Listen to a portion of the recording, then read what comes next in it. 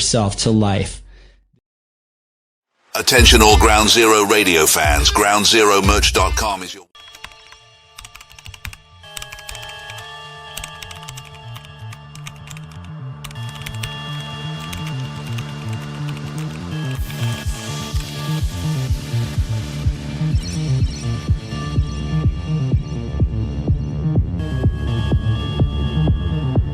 You have entered the paradigm shift, a timely show with the current environment society is experiencing today. With important changes in our culture, we are being conditioned to change our way of thinking, catapulting us into a new, unknown future. Navigate with me, JP, as we journey through this new world every Saturday night between 6 and 8 p.m. Pacific Standard Time.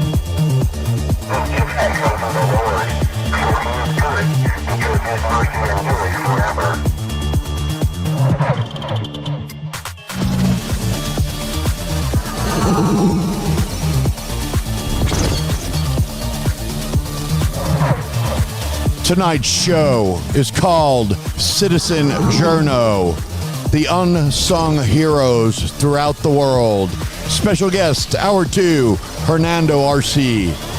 Buckle up.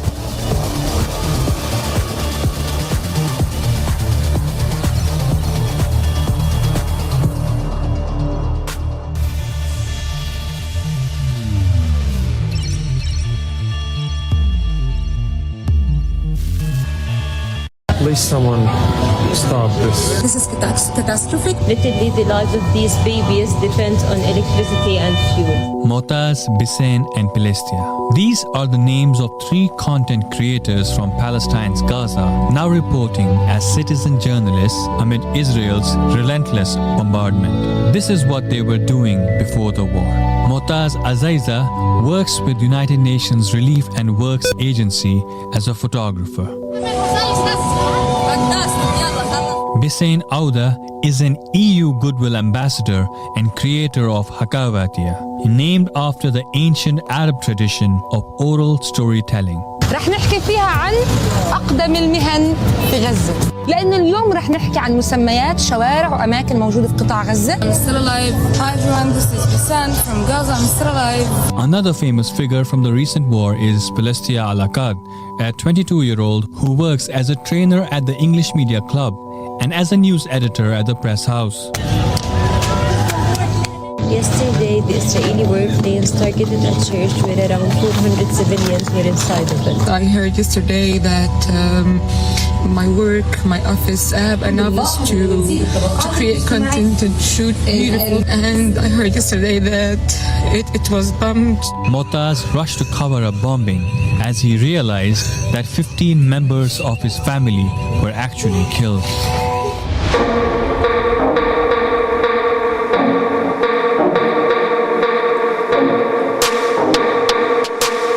You are listening to The Paradigm Shift. I'm your host, JP. Happy to be here tonight. You're listening to Ground Zero Radio. I have the honor of serving you on this fine show, The Paradigm Shift. I want to thank you for joining me tonight in this war front we're combating. You know, we have an enemy.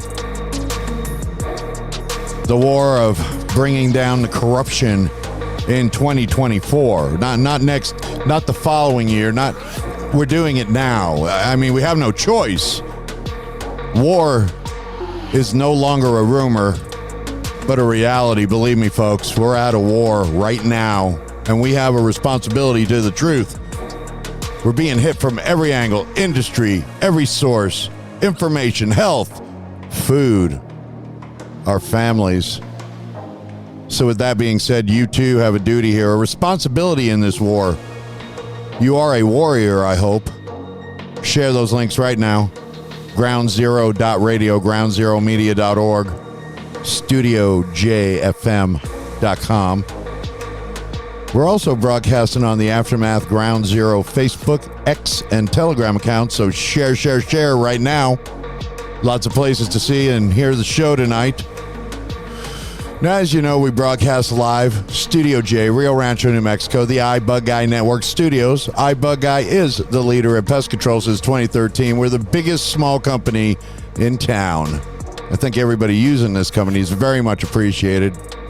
Being a business owner in an environment as today can be a challenge and a struggle. Believe me, I thank you all that support us over here at iBugguy. Now, if you're listening to StudioJFM.com, it's our little internet radio home. You know, place you could come for some of the best network programming on the web.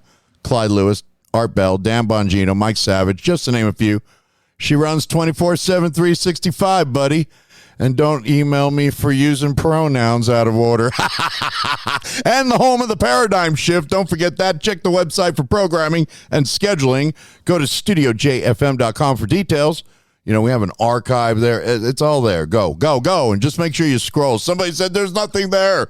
They never scrolled, man. Oh, you need a camera. Wow, sorry. You know. Oh, you have a little camera. Let's give you the big one. Whoa. There you go. Good news on the camera thing. We figured out there's a cool, you know, these young guys, they know everything. There is a cool setup now where we can do Zoom calls live with everything involved. However, I'm still going to pre-record some because some people, Saturday night's a big thing. I mean, they're going to, they want to do their thing, right? And then, sometimes you got to catch the oomph bombs and this bomb and that bomb. Like if you were listening to John Wells last night, sometimes you got to just blatantly cut people off when they don't follow the rules. So we'll do a little mix and match, depending on the guest. If it's like Dave Oates, no problem. I mean, he's good, So some people know how to use this stuff, and some people don't. So there you go. Enough of that. Finally, if you are not a member at Aftermath, let's go. Get over there, man. We got the goods, my friend. Sub the show, the Paradigm Shift, and you'll get the premium subscription with everything, the benefits of Ground Zero.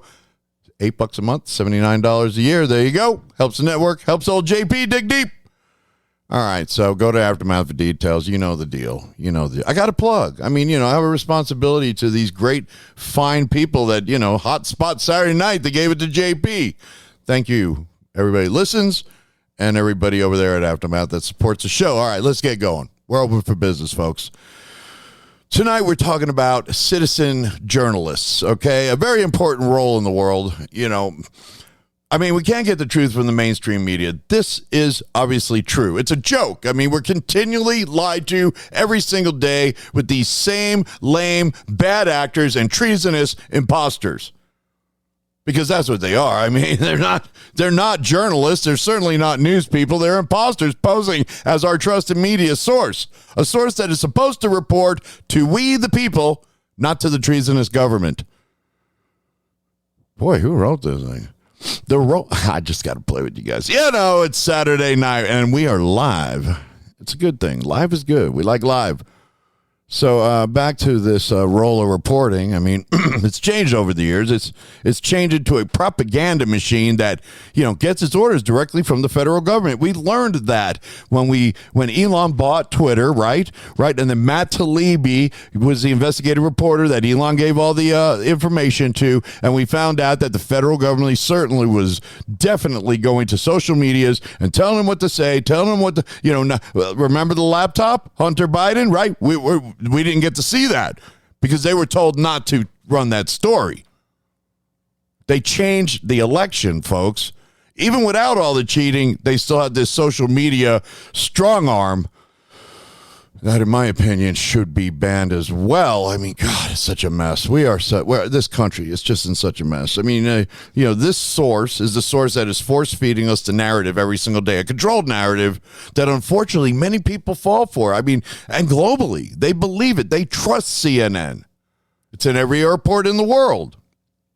And these media people, as you know, they operate on fear. Fear controls the people, and then the people believe them because they're scared. It was a major change in 2013 when Obama, you'll be hearing that name a lot here soon.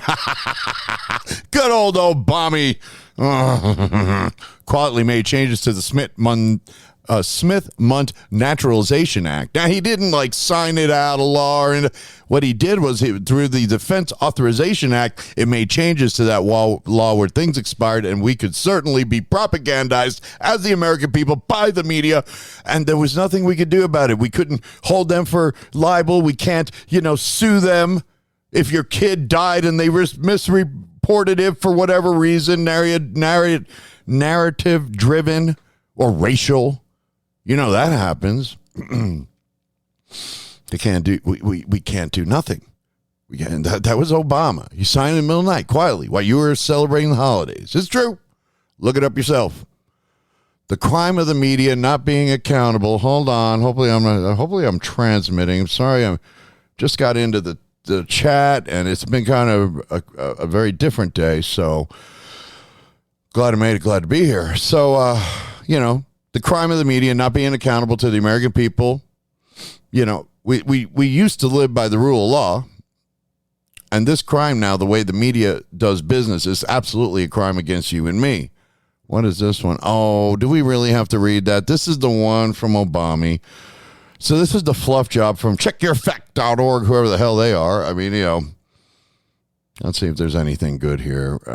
He quietly signed into law H.R. 4310 in 2012, forgive me, I said 2013, allowing propaganda to be used on the citizens of the United States by its own government, essentially. Now, listen, that law is in place to use against foreign players. Oh, yeah.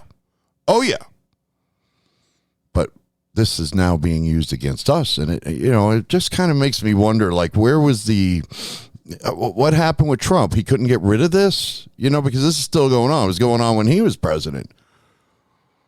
I don't know, folks. I'm just going to keep going. Let's just keep going, shall we? It's amazing that I have this show prepared. I got to tell you, because this is, let me tell you real quick. I'll give you a little TMI. I just knew this dude wasn't going to show up today, and he doesn't get a lot of hours here. And, today's a big day. He would have got his 8 hours, and U-Haul we're talking about. And I just had this inclination that, like, something's up. I'm watching the cameras. No car in the drive. Nope. Okay.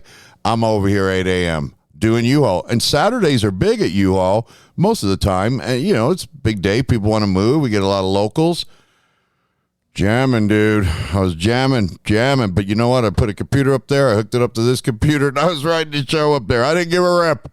So anyways, here we are. Now, regardless of what side of the argument you are with the Smith-Mundt Naturalization Act, what the hell does this say? The bottom line is we don't trust the media, folks. We don't trust the media. We don't trust the government. We don't trust the medical industry. We don't trust the financial system, and on and on and on. All these our doctors were our trusted people that we could confide in. You can't trust them no more. They'll kill you. It's true. Reminds me of what's going on next Saturday. Is the show's called the Healing Debate, and it's drugs versus alternatives, and we have a special guest coming on who's into all the alternative stuff, so it's going to be good. I want you to come, and you will be there, I know. You guys are just an awesome audience. Anyway, today in a high time of technologies like cameras, recording devices on every phone, we have this power. We, the people, can report the real news. I mean, it's not the fluff job the media instills us in us every day. I mean, you could be just driving to work and all of a sudden, bam, something happens in front of you and your camera catches it. Now you're reporting the news. Seriously. But this new technology gave us the opportunity to call them out for their lies and their abuse against American people. Hence, the citizen journalist was born. Now, when we hear the term, what is this? I should have read this. Now when we hear the term citizen journalist, we immediately think of a person, packing a phone, maybe with a selfie stick, right? A tripod, and they're out there in the heart of the battle. Maybe true, maybe not. But however, the citizen journalists have been around for many years. Not this newfangled, new upload, Wi-Fi, everything's live mentality we have with citizen journalism today. Let me play you this piece you'll enjoy. Everything's short tonight, just so you know. Wow, I can't even believe I got pieces. I got pieces. What is this one called? Oh, you're going to love this. This is crazy because, here it is. Hold. Long before cell phone videos turned everyone into citizen journalists, a bunch of young idealists called the video freaks captured political and social upheaval on newly available portable video cameras. It was the late 60s, and they used their guerrilla-style footage to offer alternative viewpoints to that of the mainstream media. Would you please move on? You've never been there. You've never been to Vietnam. I've been there. I got shot, man. They left me for dead, man. I give my life for you.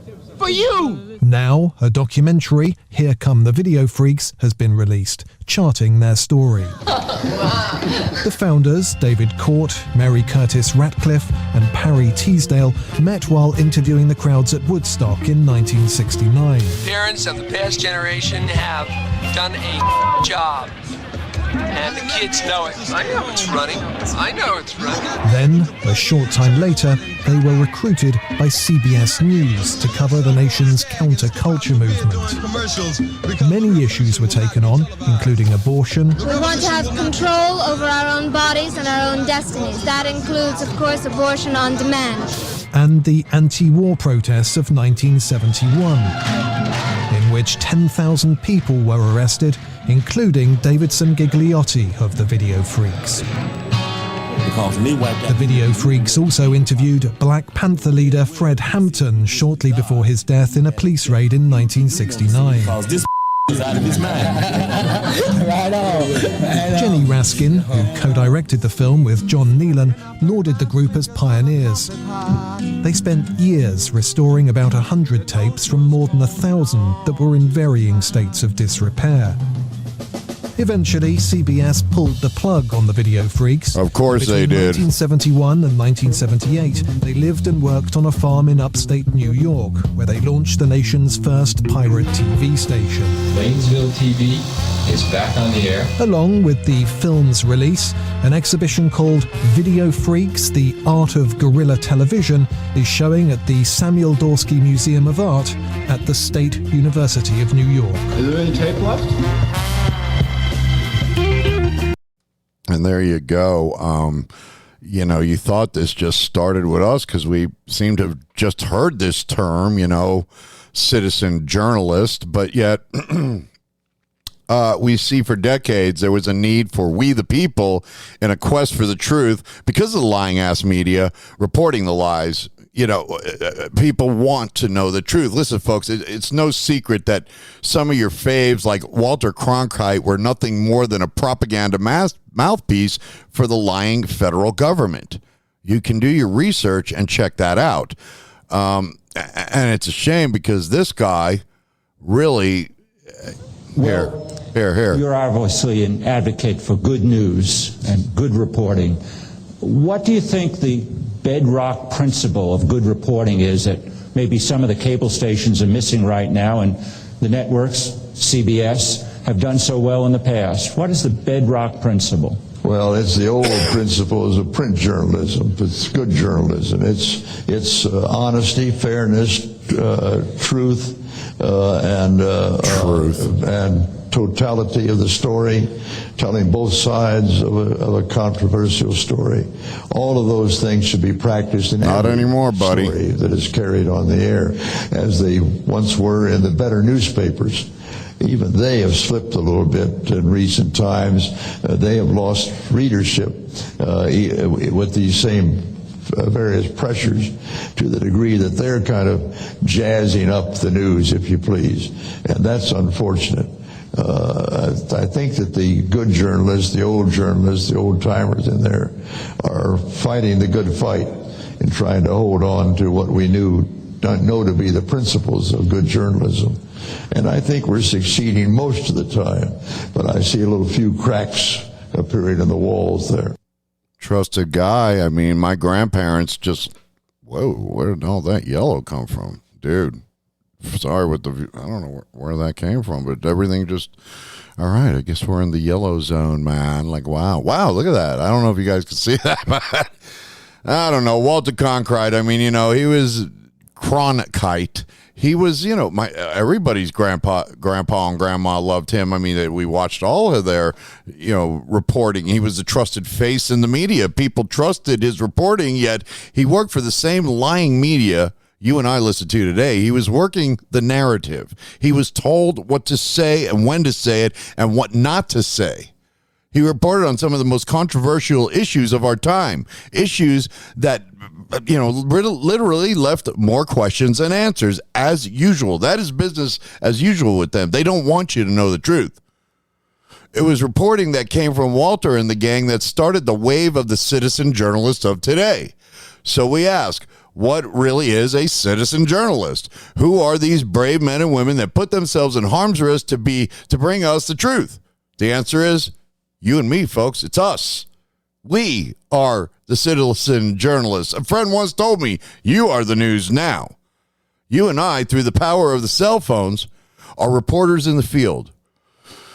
What is this little gig here? Oh, but there are some that may take it the extra mile. It's true. There's many great people in the field. This one here, this is here. It's fluffy. Let's just say it's fluffy. Don't tell anyone I told you.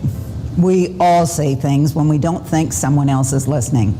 How many of us have said something in the privacy of our homes, and then it's used for blackmail, or behind closed doors, that we would be mortified if someone in an external audience heard it? There is a recent trend in journalism called citizen journalism that allows for the ordinary person to report information or misinformation to a wide audience in real time, thanks to the availability and affordability of technology. People are being tethered 24/7 to increasingly smaller technological devices with increasingly more powerful computing capabilities. The internet, its blogs, search engines, and social media communities have put the power of information in the hands of consumers. Billions of devices around the world allow for message sharing and spin at a pace never imagined. Many are finding out the hard way that communications which were appropriate behind closed doors aren't appropriate on the global stage. Like it or not, it appears this is the new normal, and it's here to stay. The stories are endless. Politicians, entertainers, business leaders, and ordinary individuals alike are finding their lives and careers irreparably changed because of private remarks being caught on video and leaked to an external audience. Apologies and later attempts to repair credibility are rarely enough to unravel the damage done. Not only are communications almost always at risk of becoming public, permanent records mean that communications can come back and haunt professionals years or decades after the offending behavior. The website Wayback Machine contains an impressive historical record of virtually everything that has ever been on the internet and makes it extraordinarily difficult to ever hide. In the world of citizen journalism, nearly everything you say and do has an afterlife. Consider the consequences before you act. It was such a much better world before the internet, man. I mean, wow. God, if we had cell phones when we were kids, my God. I mean, it was kind of fluffy. Bit of a fluff piece, but it gives you the gist as citizen journalists. And I have the answer to her dilemma. Be a solid person. I mean, if you say something and it gets caught on tape or whatever you want to call it, and then it's revealed later to ruin your career or whatever, you deserve it. That's you. You see, they don't like citizen journalists because of the truth. It's a rough job. And it's a commitment and a drive for people that really choose to do this. I mean, some do it for the thrill and the likes, of course, which is unfortunate. But, many of these citizen journalists are committed to bringing you and I the truth. And all we can do is appreciate them for their efforts and thank them. One of the earliest citizen journos of our time is Andy No. This man went deep into the battle of the reporting on the hypocrisy of the media when reporting such groups like Black Lives Matter and Antifa. He's been beaten, robbed, debanked, arrested, all that jazz. I want you to check this one out. He's a good soul. He's a good guy. You should follow him. He does excellent reporting. Where is it, Joe? Oh, I mean JP. An Antifa activist sentenced to nearly 6 years in jail for cracking a man's skull during violent protests in Portland earlier this year. In total, 8 people were injured. Journalist Andy Ngo was also targeted during those attacks and joins us now. Andy, good morning to you. Good morning. First, wanted to get your reaction to this activist receiving 6 years. Well, I want to point out that this is only the second violent Antifa criminal across the United States. Only 6 years, my friends. Actual prison time. The first one was a militant in New York City just last month who was sentenced to 18 months. So I hope that this marks a new trend in prosecutors pushing for actual convictions and sentencing. I mean, people may remember Eric Clanton, the academic Antifa person with the bike lock in California. Police say that he had bashed 7 people on the head with his bike lock, and yet in the end he only had a misdemeanor conviction and probation time. It is our understanding that your attacker still has not been identified, Andy? By design. So now we're over 4 months since what happened in June. Not a single person has been arrested for beating and robbing me. This particular man, 24 years old, Oregon City, he's receiving 6 years, 70 months after he pled guilty to second-degree assault. The district attorney's office in that county described an expandable metal baton in a statement from the district attorney's office. This was a powerful strike to the head. He needed 25 staples, gashes to his head, a concussion he suffered. His lawyer is arguing that this sentence is excessive. To that you say what? Well, there's actually graphic, shocking video of the attack on this victim. This group of people, after beating me, moved to another part of downtown and began rioting, and it was there that they struck this man on the back of the head with brutal melee weapons, and you could actually hear the sound of the impact. My God. I am just thankful that this victim survived. I know his attorney is saying, the attorney of Gage Halupowski, this Antifa militant, is saying that the sentencing is too severe. My response is, it's not severe enough. Meanwhile, you have taken to your Twitter account to release video that you said was taken outside of your home on Halloween night. Images, video of these 6 different men who you claim were printout masks of your own face. They were pounding on the windows of your home, and we're looking at some of the recorded video footage that you posted, Andy. What can you tell us about what happened that night? It was a surreal moment. It looked like something out of The Purge. I was actually home when this happened and quite terrified. I was home alone. This is my family's home, mind you. And one of the things Antifa does is they will dox. By that I mean releasing people's addresses online and give a wink to their comrades to come and do something. So, you know, they came with these printed masks out of my face, were pounding on the door, was trying to open the door. Fortunately, I had security footage. By the time the police arrived, of course, they were all gone. But I released it just so that the public can be aware of the intimidation tactics of this violent extremist movement. Andy Ngo, we appreciate you coming on the program this morning. Thank you. He's a good dude. He's definitely a good fellow. And I mean, folks, you can see it's a dangerous job. And in most cases, you know, it's done without pay, merit, you know. I mean, these people are putting their lives on the line, literally. I mean, these guys come to his door with paper masks of him. Oh, yeah. The big Halloween costume. Yeah. Mm-hmm. Very dangerous. It's a job that you and I, you know, it's our responsibility now. I mean, Andy's been in the game a long time. He does some amazing journalism, you know, deep in the battles of Portland and, you know, where all these riots happen. He was at St. John's Church when these same criminals were trying to burn down the church, and you never heard nothing about it. Nobody went to jail. Nobody was arrested. Oh, but these MAGA people, these J6ers, oh, my God. It's amazing to me that people just don't see the truth.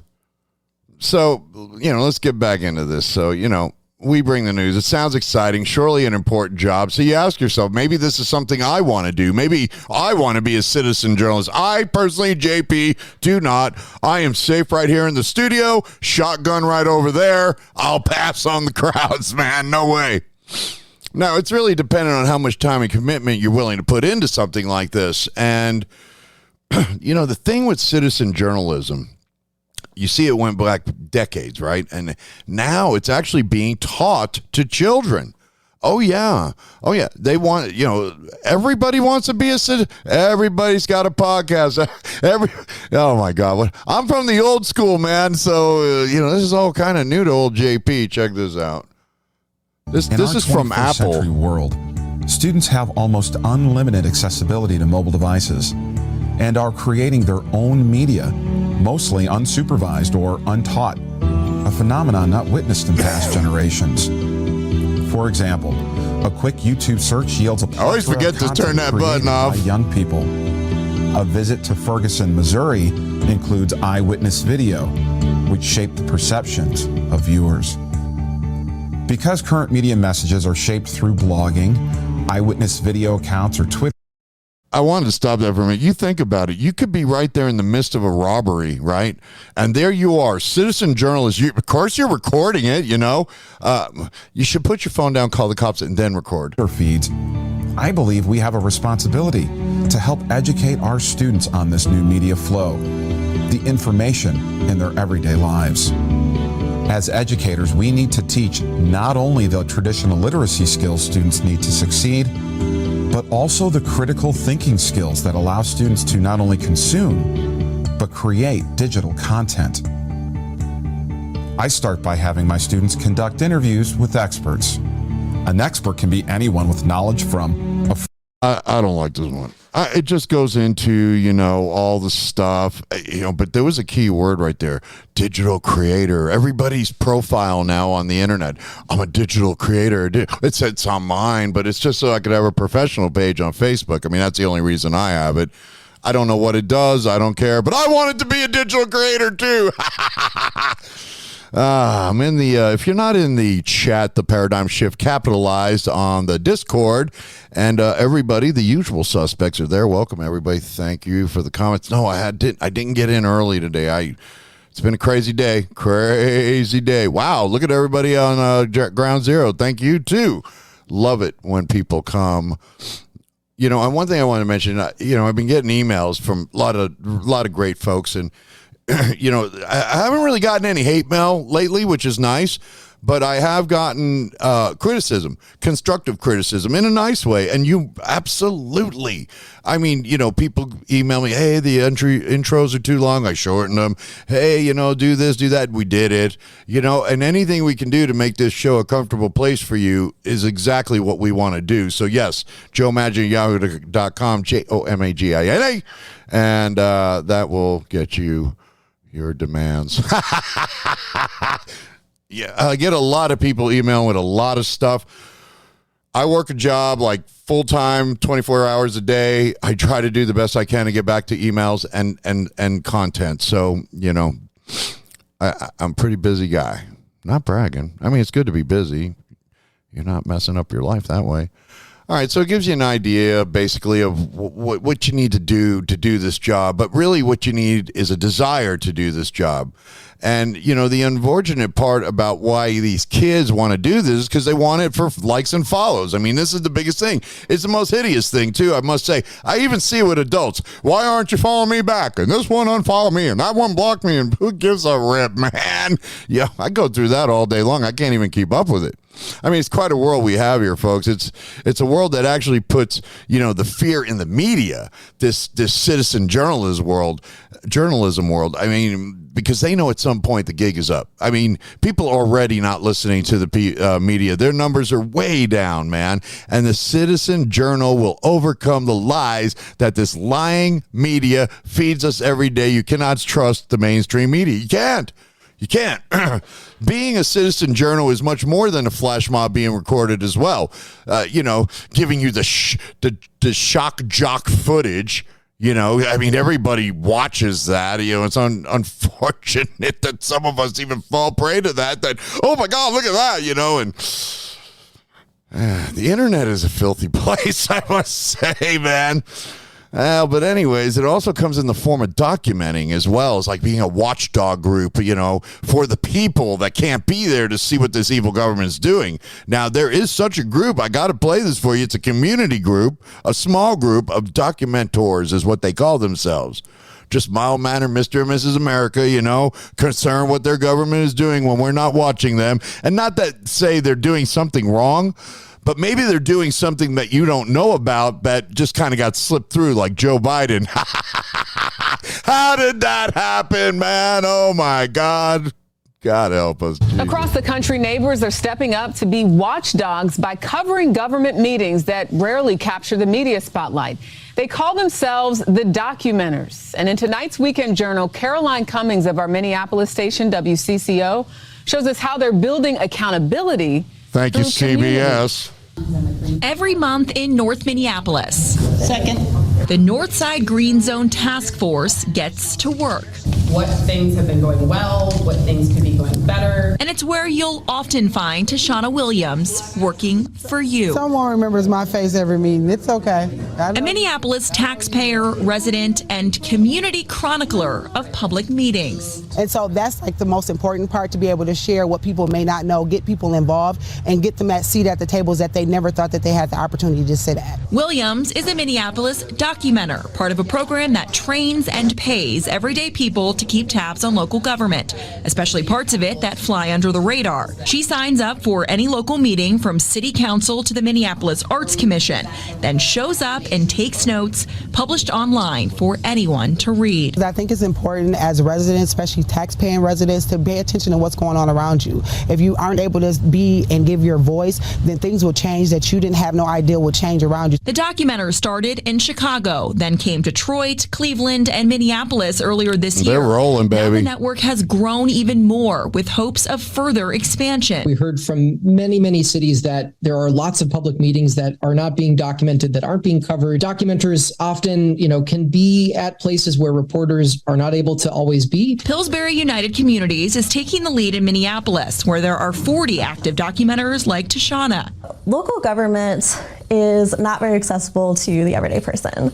Why Pillsbury wanted to bring it is to help break through some of those barriers, and especially with the understanding that those barriers are disproportionately felt in the neighborhoods that we serve. A group of citizen journalists to look out for their communities. Just get involved, because we want to see change, and this is the only way that I can see it happening. It's a beautiful effort by just people, Americans like me and you. They get behind the scenes. They watch the government and what they're doing, just, slipping things in, tampons in men's bathrooms and things like that, I mean, the world couldn't get any crazier, folks. Maybe it could. I don't know. But you'd never know these things if it was not for these people like the documenters. I mean, this is just another form of citizen journalists where they go out and they, become the watchdogs that keep these people in check. I mean, it's dangerous, though. Antifa, BLM, as well as other groups that are doxing people, like Andy said. I mean, that's a very dangerous thing. The big thing is swatting now. Everybody gets swatted. I'm waiting for this door to come busting in one day. The truth is, folks, the reason they do these kind of heinous acts is because they don't want, to be exposed. They don't want us to know whatever, evil thing they're doing. I mean, why else would they do it if they didn't have something to hide? This is they'll go to the point of death to stop a citizen journo if needed. Now, this is a clip from a guy named Chen Kiyushi, and he worked as an undercover journo in the beginning of the COVID crisis, the COVID manufactured crisis, as we say. Now, I'm going to have to read a little of this to you because it's in his native tongue, but it's worth the listen. I only report what I see and hear. I really like to be blunt, right? He's been uncovering the virus breakout in Wuhan for weeks. Now he's missing. Now, if you were a journalist, what kind of journalism are you? Don't dare rush in the front lines, so I ride the last train in. So he'd wait, chatted with nurse, said, we have so many patients. You must be under a lot of pressure. The nurse said, we have nothing. So, you know, they're reporting full hospitals and there's nothing going on. Never seen anything like it. It was terrifying. They brought the lie. His videos garnered millions of views. Not enough masks, not enough protective clothing, not enough supplies, and not enough testing. These are the things he observed. Not enough diagnosis. None of these things are happening. You're isolated to yourself, to your home. The problem is very serious, and things haven't been resolved. This is a shelter hospital, clearly similar to one in earthquakes and floods. But is it appropriate for infectious patients to stay in?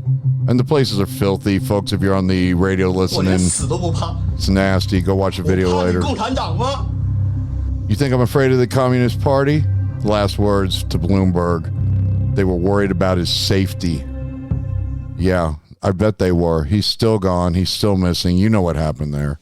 I mean, the CCP obviously was highly involved, if not totally, but with the United States government and many fine players that are your faves, just so you know. Question everything Dr. Malone says. Now, this guy, he had a true commitment to exposing the lies about COVID. I mean, you know, China is not a great place to be, man, to do this kind of work, is my opinion. He gave the ultimate sacrifice while in the thick of the battle. It's a job that comes with little or no appreciation at all. I mean, yeah, we watch the videos. Yeah, we listen to the reports. Yeah, we bask in a little bit of the drama and fear. These people deserve a Medal of Honor, in my opinion. Now, this is the one from this guy. He is another brave. There's a lot of Chinese citizen journalists. This guy really went to the. He's actually still alive, and I don't know how he pulled that off. What is this one called? Brave. Is that what we called it? I don't think we did, guys. Oh, Lord. Well, maybe I don't need it. I really wanted to play that. Brave Chinese. Oh, maybe it's Chinese. Here it is. Great. What a team. This video is the latest video shot by a Chinese citizen journalist who basically said that China does not allow foreign journalists to come to Xinjiang to investigate the concentration camps. So he took it upon himself. He decided if the foreign journalists are not allowed to come and go, as a Chinese, I can travel and find it for myself. So he did read a lot of international media reporting on the camps, the detention of more than 1 million Uyghurs, and he specifically cited the BuzzFeed report because in the past couple of years, BuzzFeed has been also at the forefront to report on the camps. He traveled from mainland China to Kumul, to Turfan, to Urumqi, to Korla, these major cities, and outskirts of major cities, using the BuzzFeed report as a guide to locate the camps. He was able to find nearly 20 concentration camps throughout his travels. And some of the camps, actually, he found himself that's not on the BuzzFeed report. The reason is the Chinese search engine Baidu actually erased the locations of some of the camps. Of course they did. But still, he was able to travel and go and see them and film them for himself. If the Chinese government finds out, it's amazing footage. He'd be, I'm sure, locked up in one of those concentration camps. But he bravely took this upon himself as a mission. This guy's crazy, man. And basically to confirm exactly what the RFA Uyghur Service and other international media have been reporting. China locking up. I can only imagine what's happening in those buildings. While BuzzFeed and other international organizations, they all geolocate the camps using satellite images. He was a person who actually went to all of these camps and video recorded one by one. And he was also explaining what it was surroundings nearby. I think that's highly significant. There's quite a problem with the Chinese government. The Uyghurs have been an abused group of Muslim people that are locked in these concentration camps you're seeing on the screen for the mere reason of who they are and their belief system. You know, it's very, You must be like the CCP, and these people are used in slave labor by the Chinese government, and it's even worse. They're tortured. They're beaten. They steal their organs and they sell them. Oh yeah. And there's probably about 1 million of them, I'd say, that they have housed in these facilities. This guy is an amazing, brave soul. He risked his life to bring you that video. He could have been thrown in the very same concentration camp. We shouldn't need citizen journalists if we had an honest media. That is the truth. And with a dishonest media, we get some of the wildest conspiracy theories. You know, I mean, many of them come true right now. We're kind of like needing some new ones. But yeah, how about Maui? Huh? We still don't have the full story about Maui. We really don't know what happened. You know, we're supposed to believe the narrative, the trust of the government, a government that's been lying to us forever about everything, literally everything. What happened in Maui? What really happened in Maui? Do you believe the story? Do you believe the narrative? Well, you'd have to answer no to that because we don't know the story. We're going to believe that this is some wildfire that came through. It's not true. Not true at all. But again, it's forced down our throats, and we are expected to believe it. I have some citizen journo. Oh, this guy is amazing. Check this dude out. You haven't seen this yet. Maybe you have. I don't know. And cover some of this. Is that possible? Sorry, sir. Do you know why? There's a lot of hazardous material. Okay. A lot of search team. Okay. Is it still active search and recovery? Yes. This narrative that the media is lying about the reality of the Lahaina fire is incredibly frustrating for me because I am the media.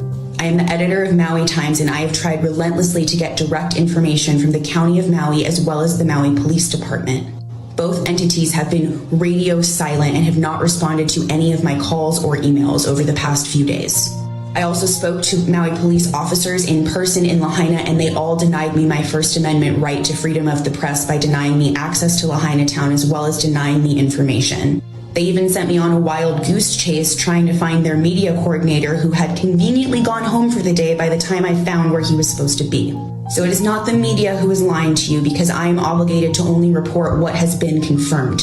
Who's lying to you is the government entities who are trying to cover their asses and not take accountability for how grossly mismanaged this entire situation has been. Now, technically, we're not supposed to be here. Media is not allowed to enter this zone without an escort. Buildings are melted to a crisp right now. It is insane. You see animal cages, bikes, houses, backyards. This is straight up someone's neighborhood. Another propane tank in that grill. This is scary. Someone was definitely driving through and heard bang, bang, bang. That right there is a power transformer. You see it's burnt to a crisp. Thus, there's no power for the surrounding neighborhood. This is some kid's bike that's melted. Everything is done. Everything's gone. So I quickly slipped through an opening in a nearby gate leading directly to the affected area of Lahaina, which was inaccessible via car with guards blocking the area 24/7. Look at this. The car smashed in on itself. Look at that. Imagine. We're not going to go past it for a variety of reasons. Man, this is brutal. This is someone's life. That's an elevator. This is someone's apartment complex, most likely. All these abandoned vehicles, some of them are in decent shape, some of them are not. Dude, look at the metal itself melted.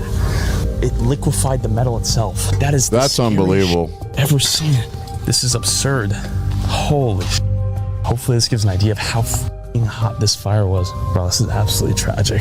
And look at this car. It's like straight up just hit or miss of what got fucked. Blue This car. is your car. This is your neighbor's car. Literally melted from the sheer heat of this flame. I'm in the business, the propane business. I'm going to tell you right now, it takes a lot of heat to blow a tank. I mean, there's been fires out here where tanks were not touched. It's liquid when it's inside the tank.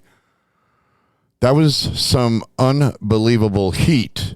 I mean, you got to tip your hat to Tyler Oliveira, a brave citizen journalist that risked his well-being to bring you and I some of the most amazing footage we've seen of that Maui fire yet. I mean, he went in. He went in. And you did see also that you heard from the woman who's a media reporter for the local news. She works for the network. And she wasn't only denied her access, they gave her the runaround to avoid giving us the truth. Any truth. Even a lie. They didn't even stand before the camera to give you a lie. I mean, it's more than the fear of Antifa and BLM doxing you and your family. It's your own government that hates you and the idea of a citizen journalist. I mean, but they're giving us a report, right? The government they will stop at nothing to debank these people, to ruin their lives, to send their henchmen, Antifa BLMers on them. Amazing. Amazing, man. It's unbelievable, actually.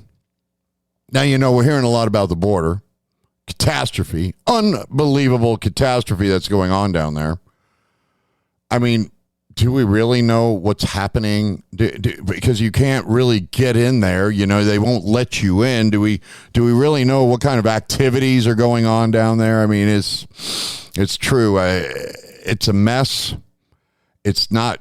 We got our two governments fighting each other, basically. But you know what? This is the way I look at it, and I really do. I look at it like at some point the boys are going to get together on the line there, and they're going to shake hands, and they're going to turn on this president and say, nah, you know what this is? I think that personally is what's going to happen. And I think that the administration is going to get the gist of that and probably they'll fall on this and let it go, and they'll allow the wire to stay there. I mean, it's unbelievable that we even have to go to this extent to secure our border.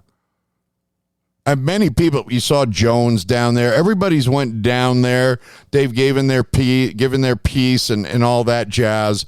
But it just continues and continues, and it's not stopping, and the flows are getting bigger, and these people are coming over with new tennis shoes and cell phones and backpacks filled with their goodies. They get their little care package when they come over, along with their $800 to $2,800 Visa gift card. We still don't know the amount. What we really need is whistleblowers to start coming forward on both sides. People coming across, people that are involved. Because it's a molestation of your country, folks. It's total treason. It's treason for the president of the United States, supposedly, Joe Biden is. Robinette, might I remind you. Have you ever heard that name? Robinette? Maybe a girl or a candy. What the heck who is this freaking guy, man? Whoever he is, it's his responsibility to secure that border and keep the citizens of this country safe. They're letting millions of people in the country. They are letting everything in the country. Terrorists are coming in the country. Drugs are coming in the country. People are coming in the country. They're selling food that's probably rotting is getting sold to you while there's drugs in the middle of those packages. It's unreal. And it's unbelievable that it's being allowed to continue. You heard about the convoy. We're going to get into that in hour two. That's going down starting today, I believe. Or maybe it started yesterday. And mixed feelings about that one, guys. But I got some report in hour two about it that, you'll did I turn the camera back on?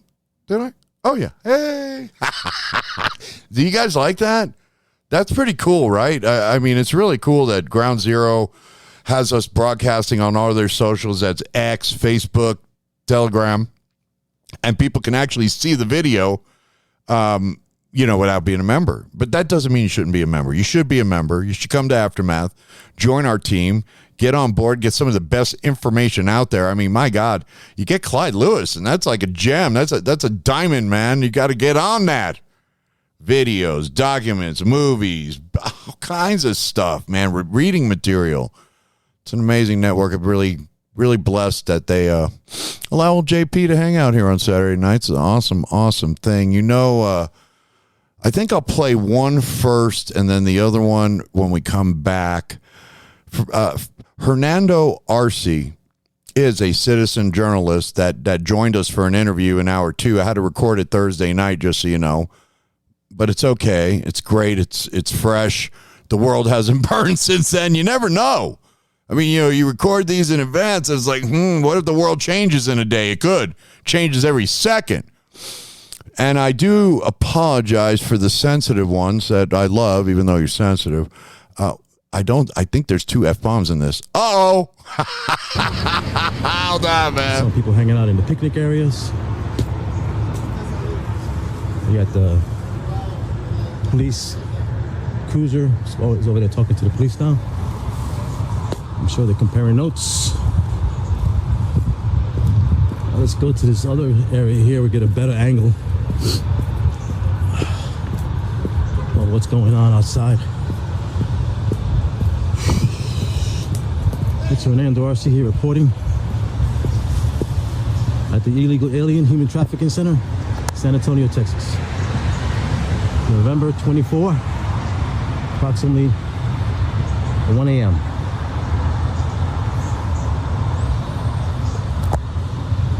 See, they all got these red blankets, I'm sure probably from the Red Cross, who's also an NGO taking money from the government. Cha-ching, cha-ching. Or endeavors.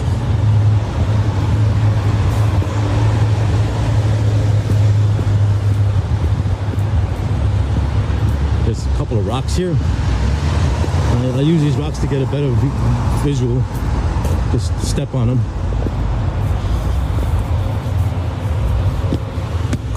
Go. So there's the famous Star Shuttle bus. Passengers, 60 people. And this is the bus. This time is when they leave.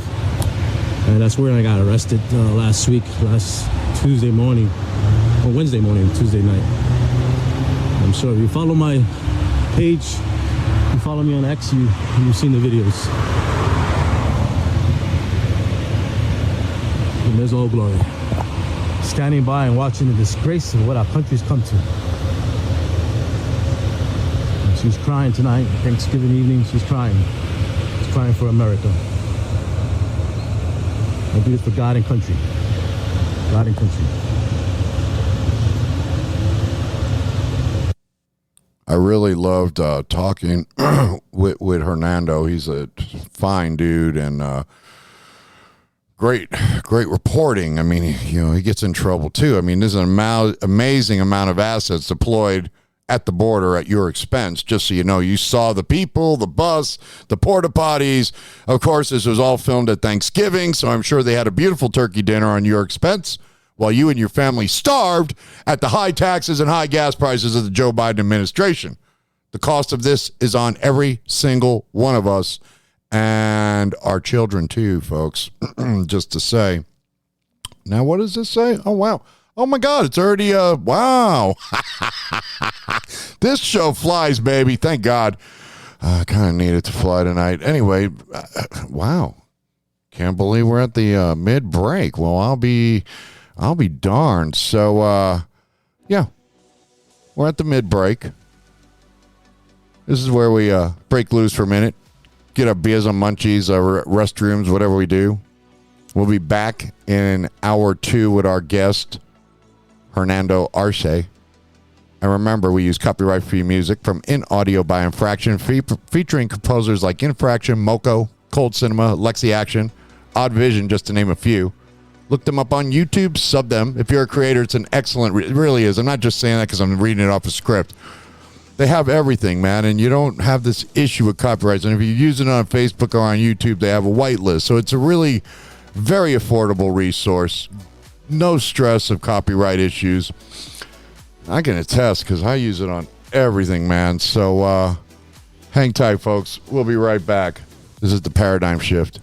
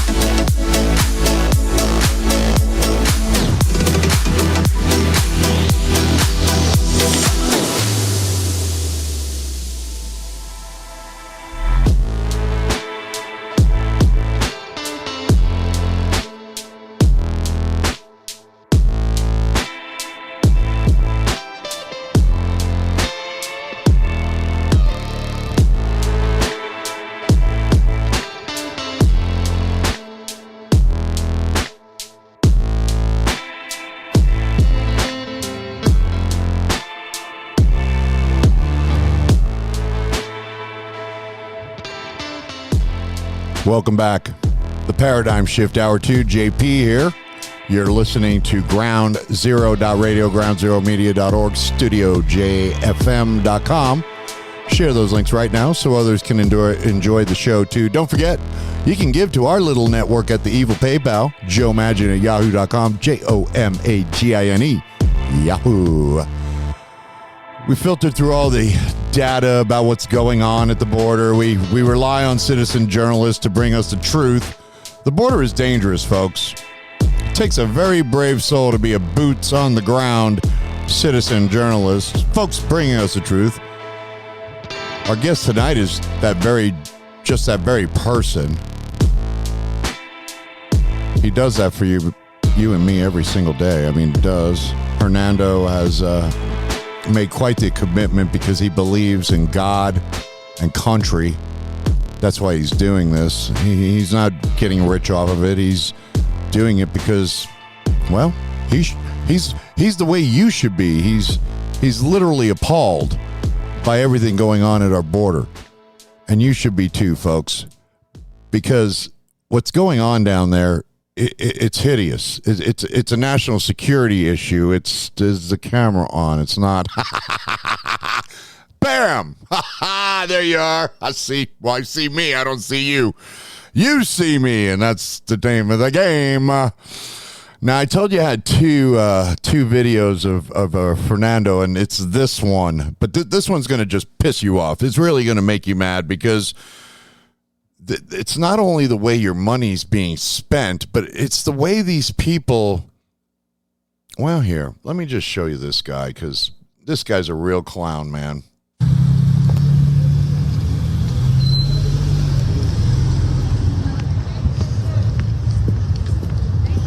November 25th, 2023, approximately 1 a.m. Central Standard Time, here at this Human Trafficking Center, otherwise known as the Welcoming Center for Illegal Aliens.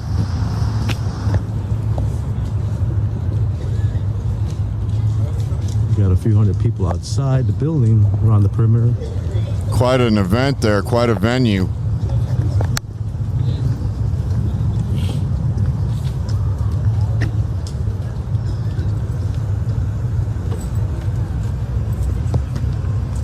How you doing? Can I help you? What's going on, Sarge? I know. You doing all right? I'm doing good. How are you? I'm doing well. Yourself? Not bad. You're doing well. That's good. Okay. Oliva. No, say it right. Oliva. 3233. Oliva. Yes, sir. Right. And your name is? Concerned Citizen. Concerned Citizen. Yeah. Okay. Está bueno. Just making sure. You need anything else from us? No? Okay. I never asked for your help. Huh? I never asked for your help. I'm sorry, what'd you say? I said I never asked for your help. What did you say? Okay. Who's parked in the car? Y'all okay? I'm good. Just making sure y'all all right. I'm good. Okay, awesome. You okay? I like my personal space if you don't mind. So do I, but... so why are you walking up to me? You're the one that's coming up here. No, You okay? You walked up to me. Okay, you okay though? You need something from us? I just want to make sure. You smell like alcohol. You're right. Oh yeah, I do all the time. I drink a lot, that's why. Oh, okay. You okay? You smell like alcohol too. Chief McManus is going to like that. That's good. That's very good. You kind of smell. You're stepping on my feet. You need to go brush your teeth. You're stepping on my toes. That's what you need to do. You smell. Okay. You want some gum, sir? You kind of smell. Okay. You do smell like alcohol. I want to. Wow. Anything else? No, it's fine. I'm good. I'm good too. Okay. Step away from me, sir. This is my space, sir. No, you walked up to me. See, I'm backing up, and you're gonna continue to walk up to me. Right here at the light. I'm not. We're supposed to be. Okay. You okay? I'm good. Awesome. Okay.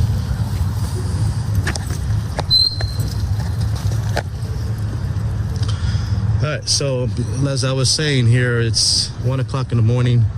We have quite an ordeal there. Aliens here. Estas personas que está aquí vienen para acá. Check this out. Porque quieren dinero. Lo que hacen ellos, nos tienen en el YouTube para hacer dinero. Creen que le van a ayudar, pero no están aquí para ayudar. He's saying to the Spanish that what I'm here to do is to make money on YouTube. This is the audacity from a sergeant. I'm going to cut it right there so I can knock those F-bombs out because they come right after that footage. But you see what's going on. I mean, after talking to Hernando, and you'll see this in the interview, I would be more in fear of the NGOs. And it's kind of crazy. This guy actually was under the influence of alcohol, this supposedly officer, carrying a gun, by the way, and being very aggressive, stepping on his toes, pushing his face into his face. You saw the footage if you're watching on Ground Zero, Facebook, X, and I got to keep saying that, Telegram, because I'm a ham. I like people to watch. Woo! We like people to watch. But I'm telling you, man, these NGOs are your real problem. This is the problem. These are the organizations that are fleecing America. Okay? These are the organizations that are sucking you dry. You saw the porta potties. You saw the red blankets. What do you think? That stuff's free? No. Red Cross, Blue Shield, they're paying for that? No, you are paying for that. You're paying for the buses. You're paying for the plane flights. You're paying for everything to facilitate anywhere between 1,000 and 3,000 people per entry zone a day. We're talking billions and billions and possibly trillions of dollars these thieves are fleecing from the American people. You should be concerned. I love that. What's your name? Concerned Citizen. Okay, without further ado, I'm going to bring you this fresh cut from Hernando Arce. Wonderful guy. So glad. That's the beauty with X. Out of all of them, even Facebook. Well, all my friends are on Facebook. That's why I still hang out there. But Facebook sucks. And the Joe Show, just so you guys know, it's going to Rumble. I'm done. I can't do it. They took that video down. It's gone. All right, here we go, guys. This is a great interview. Hold tight. Tonight I have with me Hernando Arce, and Hernando, tell the audience a little bit about yourself. Well, JP, first of all, it's great to be at your show. I'm excited to be with you. Thanks for coming on. Yes, sir. Well, a little bit about me. I'm a citizen journalist here out of San Antonio, Texas. I'm originally from the Brooklyn, New York City. You are? Born and raised. Yes, sir. That's where I'm from, Brooklyn. Wow, cool. An Arce. All right. And, in terms of the what I do here as a journalist, I've been documenting the illegal alien invasion. Right. Over 10 years now when I lived in New York City. Oh, is that right? I didn't recognize my neighborhood anymore. Wow. And I pulled out my phone and started recording 10 years ago. Oh, wow. And then from there, I came to Texas for a little life, liberty, and the pursuit of happiness. Gotcha. And now I'm here only to find out that that this here rugged individualism of Texas, come and take it attitude, that rugged individualism, we're losing that here in Texas. Right. And that's why I'm in this fight. That's why I'm in this arena. We appreciate it.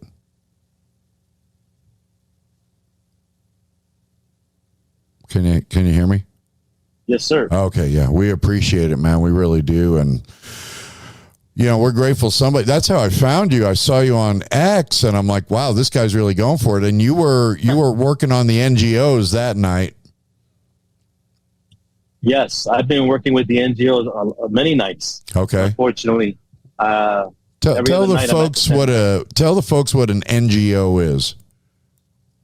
Well, I didn't even know what an NGO was until 2 years ago, so I don't blame you if the public's not aware. Right. It stands for non-government organization. Okay. Yes. And these people are facilitating the border invasion? Yes, sir. These are, for the most part, non-profit organizations. And the scary part that not only are they non-profit, JP, they're also faith-based. Okay. Faith-based, like religious faith, which is scary. Right. To know that they're considered themselves people of the cloth, people of faith, when they're actually destroying our country. That's what makes it the saddest thing about this whole invasion, JP. What's their take on it? Do they feel like they're doing a service to humanity or something? Well, they're not. 90% of the clergy and archbishops of Catholics are Democrat voters. Did you know that? Yeah, well, I came from a Catholic family, changed as I became an adult, but yes, I understand that for sure. 90%. Wow. So they have that, they have that unfortunately mental disease, as Michael Savage says. Liberalism is a mental. Yeah, that's a good one. Okay. Yeah, and so these NGOs are doing it for the money. The Catholic Charities USA has collected in the last 13, 14 years, over $1.3 billion from taxpayers. And that's taxpayer money. Yes, sir. These are grants and funds. Yes. And the good Democrats are facilitating all those grants, I'm sure. Oh yeah. So they're doing it for the almighty dollar. And I would imagine that there's a lot of fine people that are vested highly in this facilitation of the border. So what the border's a mess. I mean, I know you would agree with me. And what kind of things are you seeing down there? What kind of people are you talking to? Well, listen, JP, I'm a boots on the ground kind of reporter. Right. And my stuff is raw and it's unfiltered. Great. Yeah. And I'm sure you've seen them. I saw you see my clips. I have, yes, sir. And there seems to be an appetite for this type of coverage that is lacking in the media. So what I bring to the public is raw, it's truth, and it's day-to-day of what I'm seeing at the Migrant Welcoming Center, as the mayor of San Antonio likes to call it. I call it the American Replacement Center, because that's what's actually happening, is that these illegals are going to replace the hard blue-collar worker and the middle-class worker. They're going to be replaced within 5 years, JP. 5 years? Yes. Wow. Or less. Unless Trump gets in office. Yes, unless Trump comes to the office, and he's the only one that has a track record of handling it. So yeah, vote for Trump 24 all the way, baby. Cool. So the video that I saw that caught my eye with you was this one where you were talking to this paid security people down there. Yes, the security is called. There's two securities. Both of them are third-party vendors for Catholic Charities of San Antonio. Interesting. You have the wannabe mall cop. That's called TAPS, TAPS. Okay. And then you have off-duty San Antonio police officers working there off-duty but in uniform, and they collect time and a half for destroying our country. So these are off-duty cops, and they're on the books for time and a half, and they're allowing this treason to happen. Yes. Huh. Yes. And how much money are we talking about here? Like, so what? Catholic Charities hires these security firms? Yes. And they hire them. And then what do they do? They facilitate these people coming in? Well, you have another vendor called Endeavors. Okay. Endeavors with an E. That's another. Endeavors family is the mothership, just like Catholic Charities USA is the mothership, and they trickle down to different chapters. They're responsible for processing the illegals with airline tickets to go into your country, also paid by tax dollars. So it's broken down by tasks. Everyone has a different task. Interesting. Right. Yes. And that's also a scoop that I have with the illegals, because you know what, the illegals, when I interview them, they tell me their story. Mm-hmm. But they're not aggressive with me. They're not violent with me. Sure. The NGOs are the ones that are aggressive, and of course the police. The police has harassed me, detained me, arrested me, shackled me, processed me 26 hours in jail. An American citizen. Yes, for trespassing. Wow. In your own country.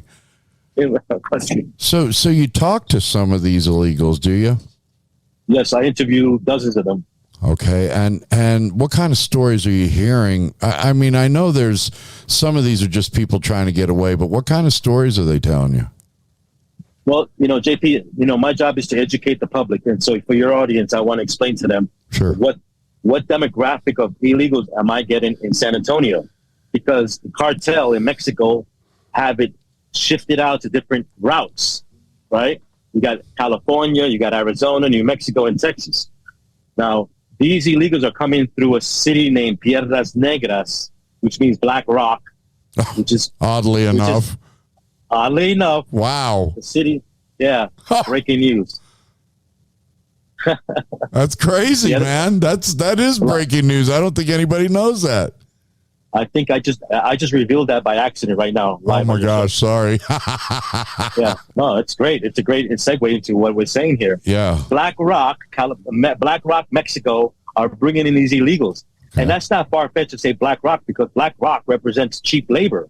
Right. All the way from Walmart to Tyson Chickens. Sure. To everyone. So not to get off topic, but these illegals that are coming to my sector are the poor of the poor. They came in through the train of death on the top, train of death. And literally, the train drops you off 20 yards from the border, JP. 20 yards. Wow. It's literally right there, that train track. And so they come through the river illegally. They get processed. They get those yellow envelopes, right? Those big yellow envelopes. Okay. I read those envelopes online 4 or 5 times for the public because nobody talks about what's inside those envelopes. What's in them? Okay. Nothing, not one word, JP, about refugee asylum. Nothing. Not one word. Okay. It says is they've been arrested. They have no status. They have no status, no, what's the term they use? They didn't come through inspection. They have a court date to appear. NTA is called, notice to appear. Okay. Not with a judge, JP. Okay. With a babysitter ICE officer. Oh, wow. Okay. And that could be 60 days from now. It could be 6 years from now. 6 years. Right. I've seen days where 6 years ago, 6 years from now. Wow. So they've been released on their own reconnaissance. Okay. Those documents show pro bono lawyers. Pro bono lawyers. So when they get processed at the border, they tell the ICE officer what city they're going to. I'm going to Chicago. Oh, you're going to Chicago. All right, let me print out those pro bono lawyers. 3 pages. I swear to God. My God. 3 pages, pro bono lawyers. I'm reading it off on the documents they get. So this is what we're dealing with. These are, for the most part, what I'm seeing is 40% Venezuelans, and the rest are from Central and South America, Cuba, and Haiti. That's what we're getting. I'm not getting Arabs. I'm not getting Muslims. I'm not getting Chinese. I'm not getting Russians. Okay, well. That's all I'm getting, JP. It's good to hear. Did you see the video of this guy that was a citizen journalist approached him and he said, "You know who I am very soon," and we all know now that he's an Islamic terrorist? Yes, I am familiar with the guy who recorded that. He's out of California, and the guy turns out to be a certified terrorist, a big shot terrorist. Just got out of prison for 12 years and hopped right over to America. They're in here, bro. They're already here. That is not going to go well. Cells. But this army of terrorists are here, jihadists, Islamic jihadists that want to bring the caliphate. I don't know if you're familiar with what the caliphate is, but they want to bring it in.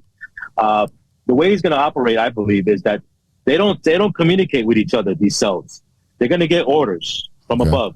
Okay, go blow up the airport. You go blow up the shopping center. Right. You go blow up the courthouse. And so they won't talk to each other, but they will talk to the guys in charge. That's how it's going to work. Do you think there's a lot of them in the country today? Yes, I would say easy 10,000. Whoa. Minimum 10,000. That's a lot of terrorists. Yeah, they're here. 9/11 is going to be a walk in the park, and God bless those souls that died in 9/11. That's going to be a walk in the park compared to what we're going to experience, and it may be coming before the election. So prepare. Right. Prepare. Something's coming. I think we all have a very good idea at this point, the way it seems. Exactly. So you've been arrested by the police? Yes, sir. How did that go? Well, JP, it all goes back to November 4th when I was at the American Replacement Center at 2 o'clock in the morning. And that's what they call this facility, the American Replacement Center? That's what I call it. Okay, great. ARC. It's exactly what it is. I've been doing this for so long that you have to come up with your own, titles. It's not a migrant center. They're going to replace you, guy. So I was there at 2 o'clock in the morning. Mind you, I'm there by myself. I got my weapon on my waist, but it's very dangerous. It's very dark there alone. You carry out there? I carry, but I'm not scared of the illegals. Right. I'm scared of the NGOs and the police. My God. So I was there 2:00 in the morning, and I noticed something strange. The illegals were not coming off the bus into the center. They were coming to the bus from the center at 2 in the morning. I'm like, wait a minute. Where are these people going at 2 in the morning? The airport is closed. Mm-hmm. Right? So I followed the bus. It led to a hangar, a steel hangar behind the airport. Nobody knew about it. Whoa. Yeah, they were housing 300 to 400 illegals there as an overflow of illegals. Because the processing center gets 1,000 illegals a day, and it's too many illegals in one time. So there's 1,000 people a day at the processing center, with in addition to this hangar with another 400 people every single day. Right. Yes, sir. Yes, sir. And that's public information, because the city of San Antonio has the audacity. They got the balls to actually put on the internet a dashboard. It's called Migrant Dashboard, and it breaks it down by demographics, who these illegals are, and how many coming in per day. Can you? God, are you kidding? Yeah. I jumped out of my vehicle. I started recording the hangar, and guess what, JP? They wouldn't let the illegals off the bus into the hangar. I said, how come they don't want to pick the illegals out? They called the police on me. 20 minutes later, they called the deputy manager of the airport. 20 minutes later after that, I was there for an hour and a half by myself in the dark, because it's dark back there. Long story short, I got a trespassing warning on private property on a public street. Can you get that? Can you believe that? Well, I can't. Not in America, but it's just getting crazier every day. So you were cuffed and taken to jail? I was taken to jail 2 weeks later, because in Texas, you got to be given a warning by the owner or the leaser, right? That's the law. Okay. So I got the warning. And when I found out that warning was unlawful, I called back the airport police. They never called me back. So 2 weeks later, I'm at the center again, the same thing. Buses are loading up. Where do they go? They go to the terminal, the airport terminal. And they must have called it in that I was following the bus, because the police was waiting for me there. And when I got out of my vehicle and started recording at a public terminal, that's when they arrested me, JP, and spent the day in jail. Sheriff's Department or Police Department? San Antonio Airport Police Department. Okay, Airport Police. Gotcha. Yep. Interesting. Yep. Yeah, I still got a court date. I got to pay legal fees. Wow. It's not good. It's not good. So. And you go out there by yourself? You don't take a little small crew with you? Well, honestly, people sometimes volunteer, like, hey, man, next time you're going there, call me. But I tried calling them, and they're busier, or they got their lives. Right, so right. I stopped bothering people, man. Yeah. And so I'm there by myself. Usually. Yeah, well, sometimes people operate by themselves, and citizen journalists really are, by themselves a lot of the times. Yeah. But that's dangerous down there, man. It's dangerous because of the NGOs and the police. I was detained over there at the center. I walked in 5 feet from the gate to take a picture. I turn around, I walk back out in daylight, and the police is tackling me, handcuffing me. Oh my God! I walked 5 feet for 5 seconds. Whoa. Yeah. It's just so terrible, man. Obviously the NGOs, along with the police departments, are working the American side. The cartel has a lot to do with this, though, I would imagine. Yeah, the cartel are working with the NGOs. I'm sure really? they're probably using, they coordinate. That's why when you go and see these politicians like Mike Johnson and whatever, they go to the border, what happens? They turn off the spigot, right? The illegals, they turn it off. Well, the NGOs are coordinating with that, with the Mexican cartel. Obviously, it's fact. That's no brainer. That's insane. Yeah. So are we seeing a lot of young kids coming across? Yeah, we get every day in America, there are over 11,000 unaccompanied children being held by the federal government. Wow. In 350 camps all along America, with 50% of them being in Texas. So I want to educate your viewers and your listeners here Absolutely. that every day unaccompanied children come through the border by themselves. Now, I know you're saying, well, Hernando, how is a 5-year-old walking down by themselves through the border? The average age of these minors are 16 to 17 years old. Okay. So these are, for the most part, young adults. Let's put it that way. Gotcha. And they come in here for work. However, you do get a lot of young people, young children, but they're being trafficked by the Mexican cartel. They're actually driven to the border, open up the door and say, there you go 100 yards up, and that's an accompanied child. But that child has a telephone number and address for a sponsor. All right? That sponsor is sex trafficking or enslaving that child. That sponsor is in cahoots with the cartel? Yeah, exactly. Whoa. And the cartel, also a good, interesting fact is, JP, 90% of these people that take these children in are illegal aliens. 90%. Wow. So illegal aliens that are already here with no status, no permits, right, no visa, they're taking these children in. And I tell you, JP, it is harder to get a dog at an ASPCA no kidding. today in America than it is a child. Wow. It's unbelievable. That's terrible. These sponsors, they don't have to have a Zoom call. They don't get a background check. They don't have to have a permanent address. Wow, no kidding. No, they get, that's it. And they're taking it. I mean, we got stories where the same address, the same person was requesting children from 3 or 4 different sectors along the border. My God. And that this same address was supposed to be the place for 20, 30, 40 children at a time. Sometimes these addresses are hotels. Oh my God. I mean, this sounds like a real coordinated effort. Like there's a lot of planning and logistics going behind this. They've been planning this since Obama. Yeah. But the problem was that Trump put a wrench in it. He did. Trump put a wrench in it because Hillary was going to take over. And I believe that they were going to have, my theory is we would have had a large migration of illegals, but because Trump came in, they messed up the plan. That's why we had to get a surge, like 15,000 a day. Right. That wasn't the original plan. The original plan was 3,000 to 5,000 a day. Right. But Trump messed that up. And that's why we see what we see now. Do you think that they're bringing in these folks to start a war with the American people? Because a lot of people believe that. Well, it is an invasion, JP. These are military-aged men.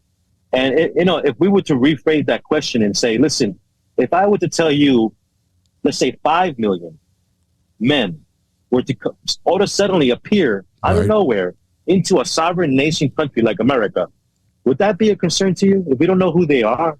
Oh, definitely. Yes, of course. Right. So that's the way I look at it. Our military is composed of 3 million men and women. We've let in over 5 million military-aged men already. Right. So that's scary. That's scary to think about. It's a multiple prong of why they bring in these illegals in. Of course, they don't believe in borders. The United Nations globalists. They want the cheap labor. They want them to vote. Right. And then you have the radical side that, they want to destroy our country from within. And this is might create a civil war, unfortunately. It's going to be an interesting year to be alive this year for sure. It's an exciting time to be alive, in my opinion. Absolutely. So we'll see. Well, it is an exciting time to be alive. There's no doubt there. So now you have one government organization suing another one over this barbed wire going at the border. And it looks like Texas is standing up now. And the report I just heard before I turned off the radio was 19 states are behind Texas now. How do you think that's going to end up, Hernando? Well, listen, we're boots on the ground, citizen journalist. My partner, Joseph Trimmer, he's at Eagle Pass right now as we speak. I just got a phone with him. Okay. He has intel, CIs in the military, right, and law enforcement. Let's just say that. So when we put out a story, it's not our theory. We're getting this from real people inside. Sure. That want this border secure, and he's there now. It's very quiet now. There's nothing going on right now. Okay. There's no illegals coming in. There's no custom border patrol there right now. The feds is not there. So we're at a standoff right now. Right now, it's only National Guard and DPS, the Department of Public Safety, which are... And those are the good guys, right? I'm going to say that lightly. Yeah, I know. You don't even know who to trust anymore. No. Which brings me into the convoy that we're having next week. Oh, yeah, tell us. TakeOutBordersBack.com. I've vetted this group out already. I've been on their spaces. We have that Patriot Doc. What's his name? Docs. I forgot his last name. He's an ex-military guy. He was on InfoWars with Alex Jones yesterday. Nice. So these are God-fearing Christian men and women. And the convoy is already picking up steam. I heard it's already going to be 20 miles long. I heard already. Wow. They're starting in Virginia Beach is where they start. They come down to Florida, Jacksonville, and then make their way west to Texas, and then Arizona, and then California. Wow. So maybe the truckers are going to save the day here. We hope. Well, it's not just truckers. You got bikers, truckers, veterans. Yes. Patriots. Beautiful. See, that's what needs to happen is people need to go flood that border. Yeah. It could be dangerous. I mean, the cartel's not going to like that.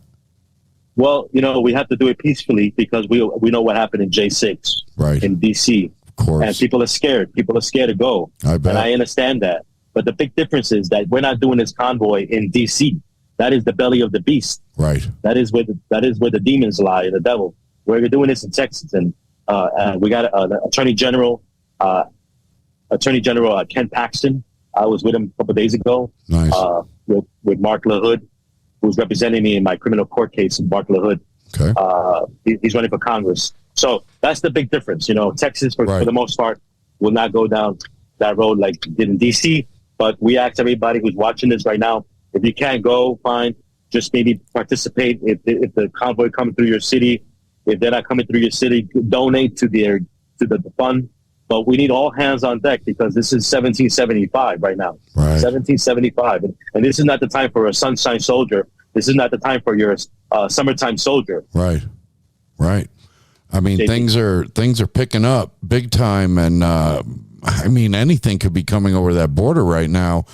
I guess fentanyl's a big thing coming over that border, right?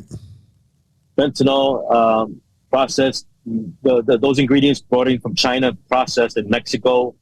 Everybody knows over 100,000 deaths every year through those drugs, and this is a hybrid war. This is a hybrid silent coup type of war, where not a bullet is fired, but we're still being invaded, being conquered without a bullet being fired, which is very interesting. If you study war, I mean, I'm not a war scholar or nothing like that, but it is a very interesting fight that we're in right now. It is. It is because it's cultural, it's social, it's economic, it's spiritual, it's everything. Like it's all coming at us at once. There's a lot of people talking about a big event. Nobody knows what it is. Possible swan event, black swan event, possible, God coming, who knows? Where do you see if there's some kind of devastation, even if it's a small nuclear bomb, what happens? Now we have all these people in our country. Well, that's a lot to unpack there. Yeah, no kidding. Yes, listen, I'm Nostradamus. I don't know, but something is, I can feel it. I talk to people on the border, retired directors of ICE, former custom border. We've never seen anything like this before. This is different. So, I think it's more of a cyber attack. That's where my money is on. Okay. A cyber attack where we have to call martial law so that we don't have an election in November. And remember, this is the fight between good and evil. So if you're watching this and you haven't picked a side yet, you better pick a side. Right. Because it's coming to your door, and it's not coming to your front door. It's coming to your back door, the rear door. And they're going to break through the window in the back. And if you're not prepared, you better be prepared, especially if you have family, children. I always stock up on some 30-day, 60-day supply of Patriot food, where you just add the water and that's it. Right. And some ammunition and some weapons, guns, because you have to protect your family. I'm a bachelor. I don't have any family. And so I feel that I've been called by the man upstairs to be this happy warrior, because I want to be a happy warrior. I try to be polite with these illegals, not polite, but I don't argue with these illegals. I film and document them, their stories. Right. But God had a purpose for me to come in Texas. I believe now. I didn't know what it was, but now I know my purpose in life, man. And the last 6 months, God has done many, many miracles in my life with the people He made me meet up with. I can tell you a lot of miracles are happening. So this is all happening in God's time. Amen. So be prepared. Yeah. It's scary times. Well, it's good news that we're getting reports from Eagle Pass that right now it's very quiet, and possibly we at least have a Band-Aid on the situation for the moment. Yes, that is good news. But, these globalists, they operate in chaos. So we want to be true to our cause. The convoy is going to be a peaceful convoy. I'm working with some of the coordinators of that convoy, doing my part, just as a regular citizen journalist. But, I had 600 followers 4 months ago. Now I'm close to 25,000 followers on X. Wow. And I don't do that to boast. That's great. Yeah. I do that because there's an appetite, there's a hunger for real news, and I hope I'm providing my viewers some facts, JP. Yeah, the media has really let us down, and Obama did a real nice job of making sure the media could feed us propaganda without persecution. And we don't have good media except for folks like you that put the boots on the ground and give it to us. Yes, and I don't do this as a living. I have a full-time job. Right. Yeah, well, that's even more thankful for you for doing so. Full-time job. Well, it's a scary time indeed. So let's see, what else? I had something else on my mind with this. I can't. Well, let's see. You want to talk about my car being almost firebombed? What happened there?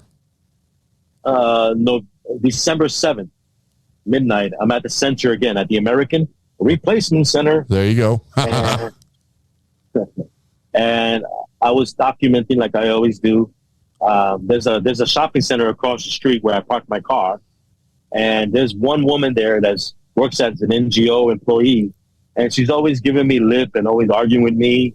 She threw soda on my car.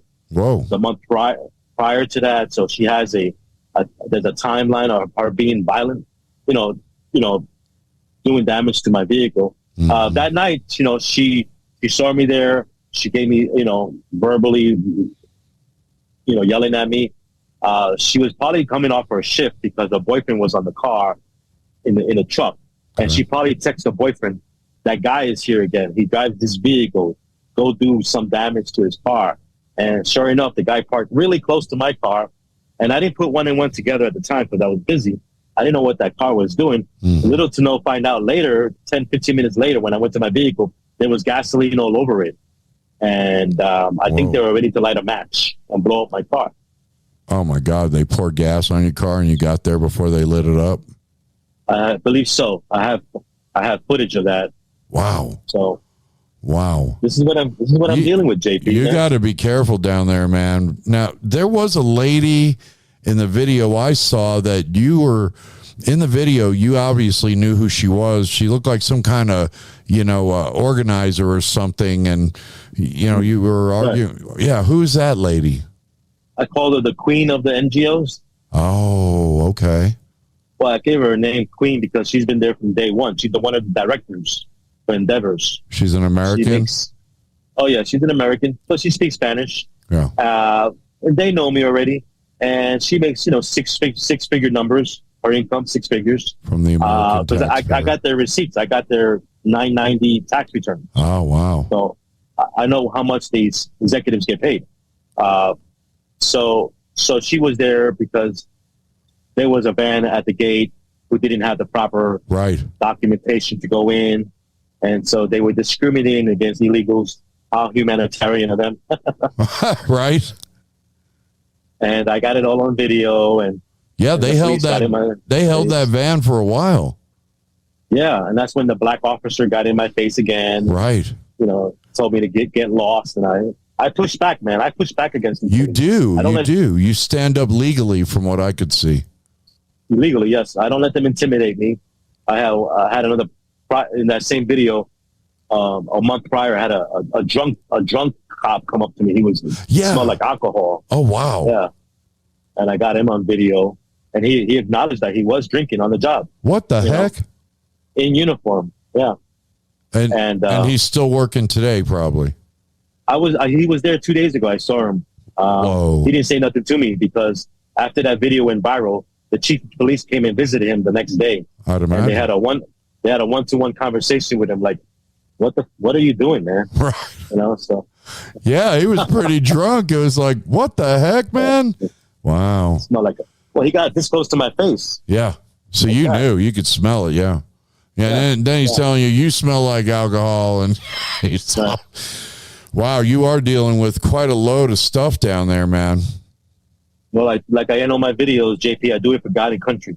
Amen. Well, that's a great service to this country, indeed.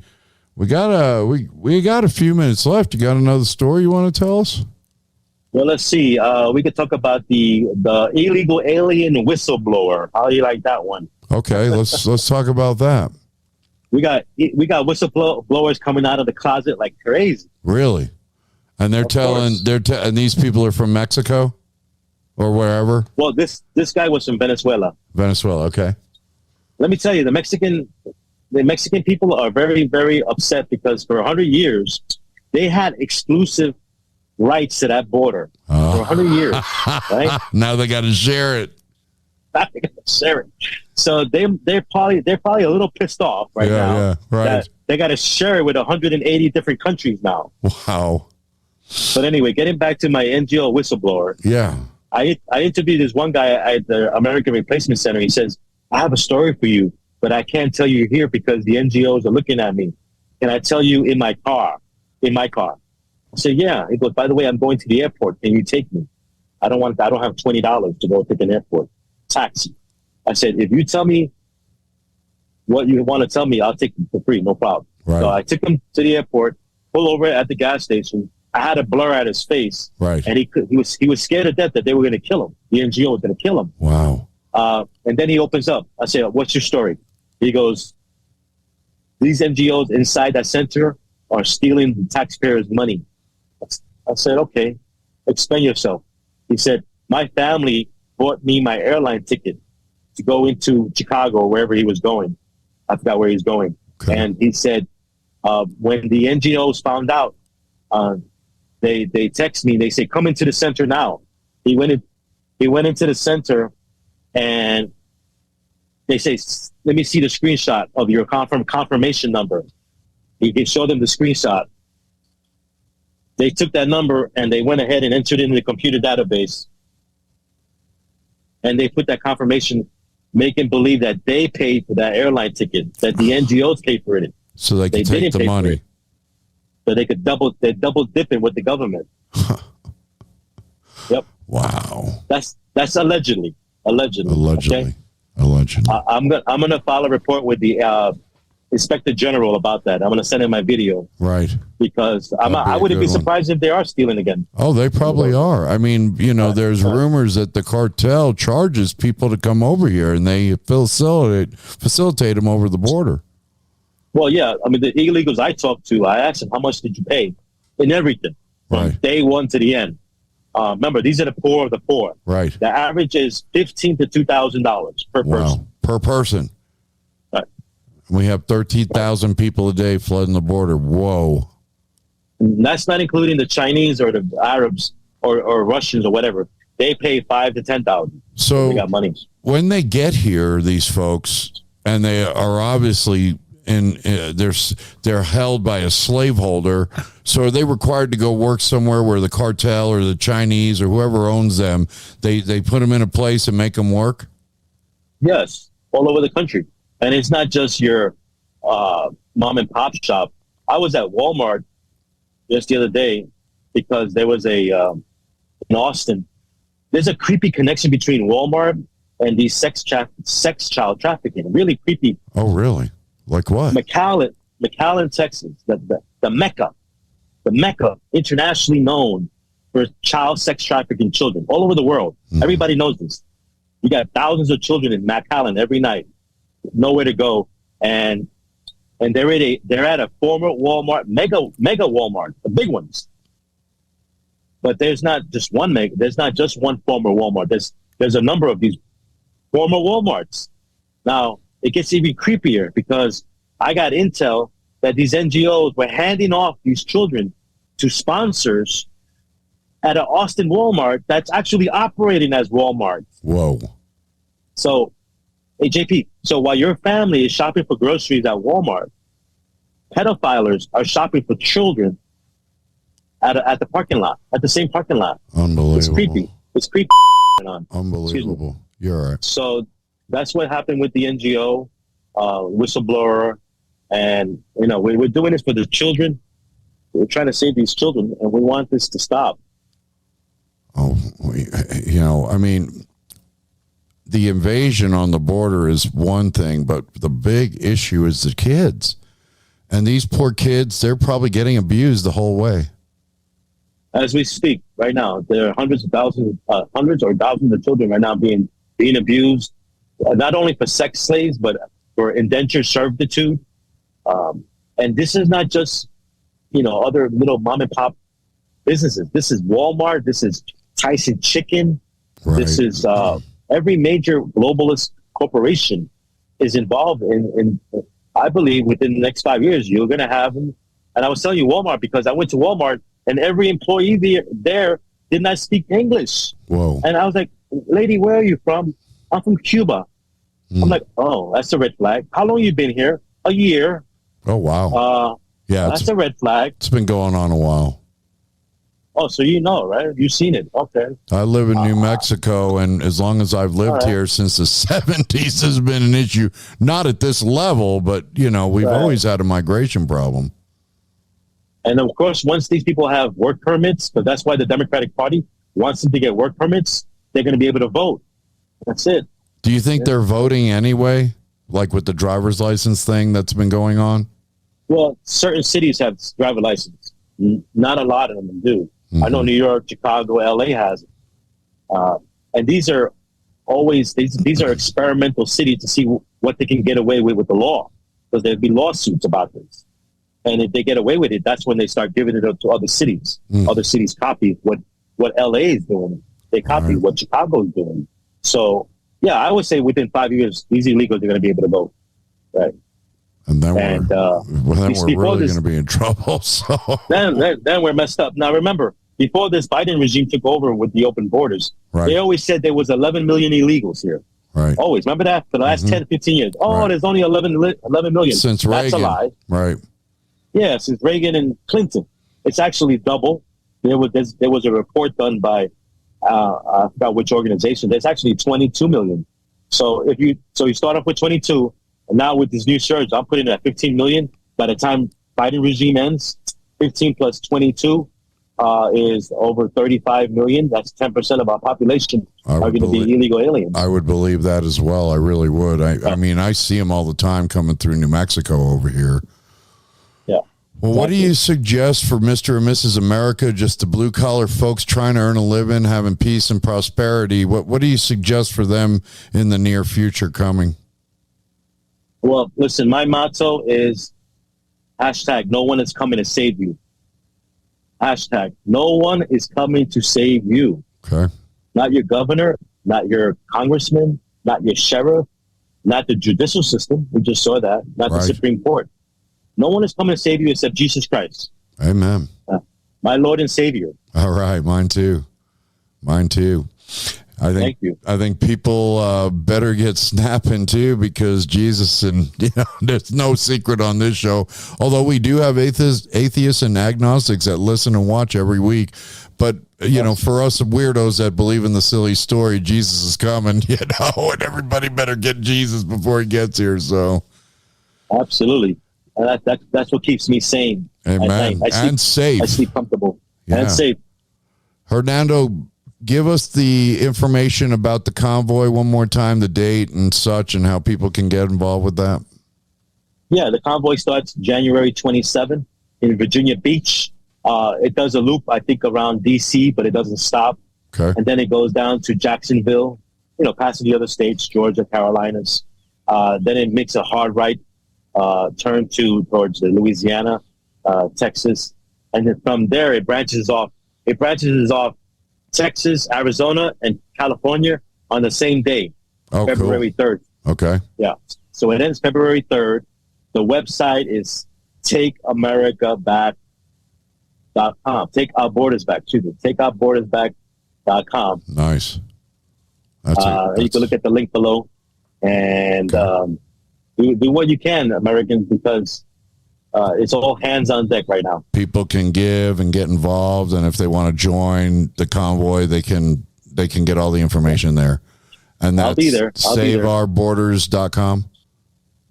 TakeOurBordersBack.com. Oh, TakeOurBordersBack.com. Yeah, let's get that right. Hernando, thanks for coming on the Paradigm Shift. I mean, we really appreciate you coming on tonight and giving us your valuable time, not to mention all the efforts you're doing on the border. We're going to push your cause, of course, and remind people about the convoy until it goes. That convoy is just in a couple of days here. Yep. All right. Well, we'll be looking forward over the weekend. All right, my friend. Well, thank you. You have a great evening. God bless you, JP. God bless you too, man. Bye-bye. And there you go. That Walmart thing is creepy. There is a lot of information coming out. Remember the Walmarts that got shut down for 6 months for plumbing or whatever the lame excuse was? Well, these are strategically located in some of these high volume areas for the illegals to be passing through. There is some kind of creepy connection with Walmart and this issue. Can't trust anybody, folks. It's it's the same old thing, same old story. Now it's a danger to you. Nobody ever thinks, that'll never happen to me. That's the way we walk around this beautiful country, because we've come here, we've born here, we're here legally, and we love this great nation. It's provided for us, even with the, some people tell you, and I got a good friend, she'll say, we're not free, we're never free, because, we're not, with taxes and, register this and do that and pay property taxes on a house, even if it's paid off and it's yours. There are some questions to what we actually agree to and call freedom. But what's happening now is absolutely an attack on that freedom. And you're going to have to stand up. I don't know how many years I got to go on and say this, but we're at the point where it's breaking.